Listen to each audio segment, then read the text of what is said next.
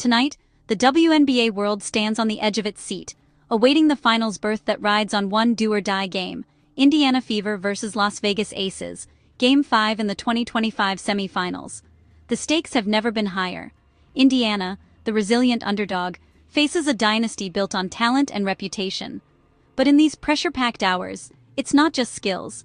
It's about heart, tactics, controversy, and the roar of fans shaping every moment.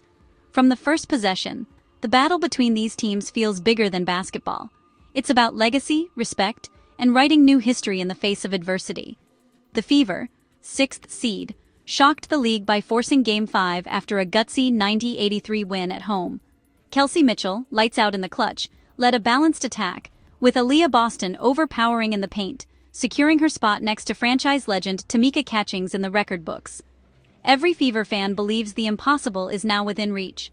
On the other side, the Aces hold the pedigree: 3 finals in a row, 2 championships, and a roster stacked with firepower. A'ja Wilson, the MVP, Jackie Young's explosive scoring, Chelsea Gray's leadership, each is formidable. Yet the tension in Las Vegas is palpable. The regular season was no cakewalk against Indiana, and Game 4's loss snapped championship momentum and exposed cracks under real pressure. But as the lights go up, every eye is on star power and controversy. These playoffs have seen social media erupt with debates about fair play. Fans across both teams have accused referees of swaying outcomes with questionable whistles, especially after Becky Hammon's technical timeout blunder in Game 4. Calls are dissected frame by frame on Twitter and TikTok. Hashtags like unfair refs and unsure Wilson flop trend, and every touch, trip, and whistle is judged by thousands in real time.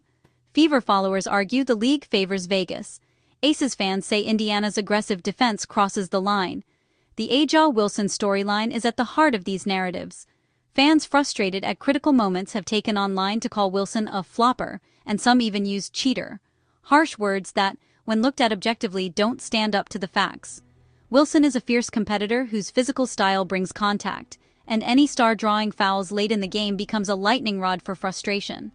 Social media amplifies every reaction, but in reality, Wilson plays hard, not dirty. Those accusations are passionate fandom, not proven truth. Referees now face the burden of the moment as much as the players. Every possession, their calls are scrutinized by millions. The technical in Game 4 was a pivotal moment, but not a sign of bias, just an example of the pressure rocking even veteran coaches. Tonight, every whistle will echo. For Indiana, keeping cool when calls don't go their way is essential. For Las Vegas, converting free throws and drawing legitimate contact is part of the game plan. Both teams need discipline in the heat of disagreement. Let's move into the basketball itself, the tactics, the matchups, and how Indiana can turn intensity into victory. Defense is non-negotiable. Aliyah Boston must handle A'ja Wilson one-on-one, fronting the post, denying easy catches, and contesting every jumper without overswinging into fouls.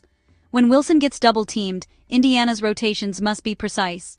Odyssey Sims rotates with speed, eyes up to intercept kick-out passes meant for open shooters.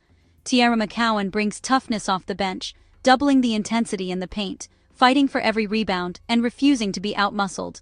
On the perimeter, Mitchell battles Jackie Young. The assignment: cut off Young's drives, bump her off screens, stay glued on closeouts, and communicate every switch. If Young gets past the first defender, Indiana layers help, forcing her to choose between tough floaters or kicking out to shooters under pressure. Mosqueda Lewis, known for her IQ and solid defense, slides into help positions, contesting at the rim and crashing the boards. Chelsea Gray, the floor general, is shadowed full court by Sims, who uses her quick hands to pressure the ball, eat seconds off Vegas possessions, and force late clock improvisation.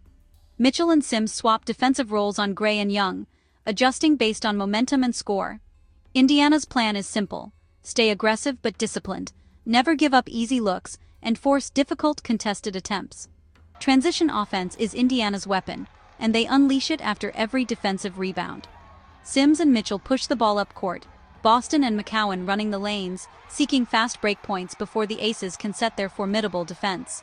When the break isn't there, Indiana flows into secondary action, dribble handoffs, staggered screens, and looks to exploit mismatches created by Vegas scrambling in recovery.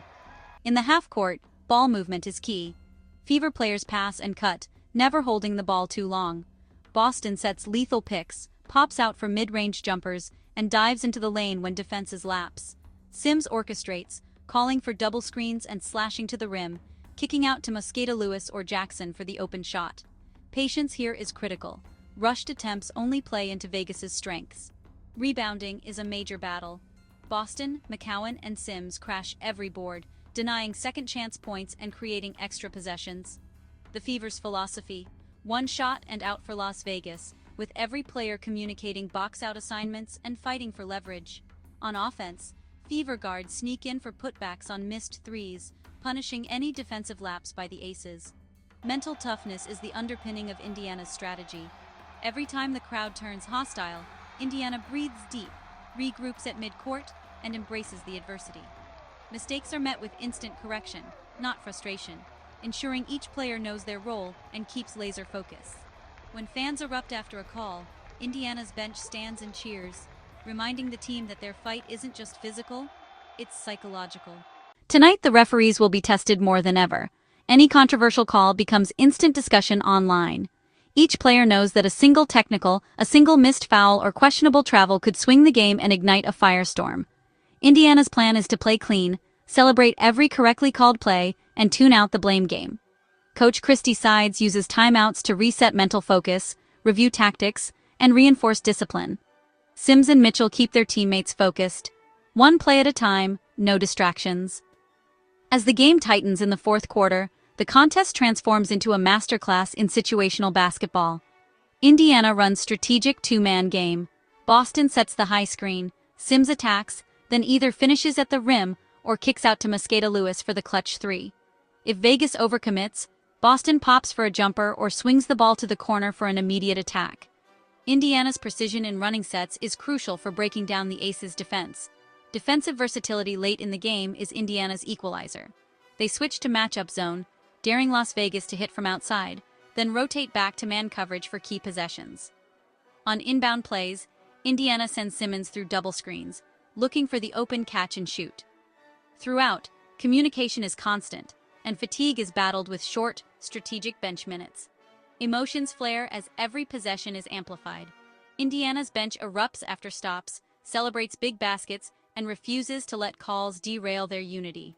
When the crowd yells "cheater" at Wilson or boos a non-call, Fever players nod, smirk, and play harder, knowing that vindication comes from execution, not argument. Down the stretch, free throws become critical. Sims, Mitchell, and Boston, seasoned under pressure, step to the line confidently, not letting the noise and drama disrupt their mechanics. On defense, Indiana remains extremely careful, hands up, feet moving, contesting every shot while avoiding silly fouls. In the final minute, every strategic wrinkle gets tested. Indiana shifts defensive assignments. Sims and Mitchell chase Gray and Young, Boston battles Wilson with help at her back, and McCowan and Mosqueda Lewis swarm for rebounds. The coaching staff tracks each possession, calling set plays for easy buckets and adjusting based on Vegas's rotation and the scoreboard. Tonight, the narrative is bigger than just basketball.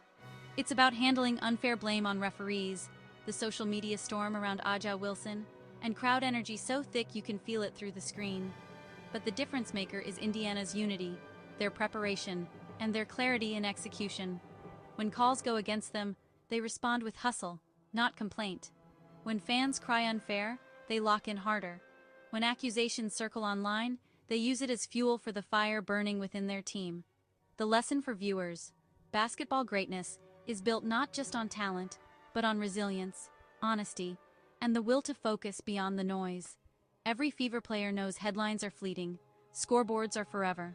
When the final buzzer sounds, win or lose, the Indiana Fever will be defined by their fight, composure, and execution.